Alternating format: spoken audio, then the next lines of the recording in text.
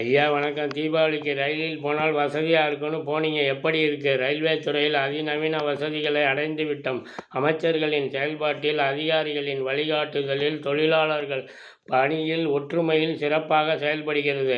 இரவு பகல் பண்டிகைகள் பார்க்காமல் பொதுமக்களுக்காக பணி செய்யும் அனைவருக்கும் பாராட்டுக்கள். ரயில் வருவதை தகவலை முன்கூட்டியே தெரிவிப்பது, குறித்த நேரத்தில் வருவது, சரியான நேரத்தில் புறப்படுவது, சேருமிடத்தை குறித்த நேரத்தில் சென்று அடைவதை உறுதி செய்து இருக்கிறார்கள்.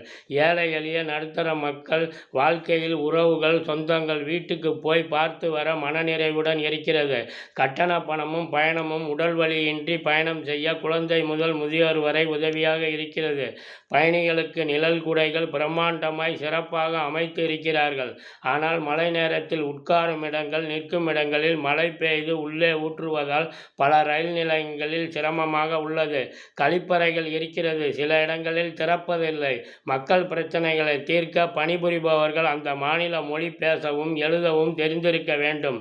பண்டிகை விசேஷ நாட்களில் பயண டிக்கெட்டுகள் முன்பதிவுகள் பல மாதங்களுக்கு முன்பே முடிவடைந்து விடுகின்றன. சிறப்பு ரயில்களிலும் பதிவுகள் முடிந்து விட்டாலும் ரயில்கள் இன்னும் இயக்க முடிந்தால் கூட்ட நெரிசலில் பயணம் செய்யாமல் எங்களுக்கு உதவியாக இருக்கும். நாட்டு மக்கள் சுகாதாரமாக ஆரோக்கியமாக இருக்க வேண்டும். மருத்துவ காப்பீடு கொடுக்கிறோம். பெட்ரோல் நிலையங்கள், உணவகங்களில் கழிப்பறைகள் இலவசமாக பயன்படுத்த அனுமதிக்க வேண்டும். நாடு முழுவதும் பொது இடங்களில் பொதுமக்கள் பயன்படுத்த சுத்தமான குடிநீர், பராமரிக்கப்பட்ட கழிப்பறைகள் இலவசம்.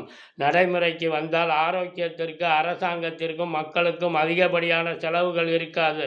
நாம் அனைவரும் சுத்தமான உள்ள இடத்தை அசுத்தம் செய்யாமல் சுற்றுப்புறமும் நாமும் தூய்மையாக இருப்போம். நாட்டின் வளர்ச்சியில் ஒன்று இணைவோம்.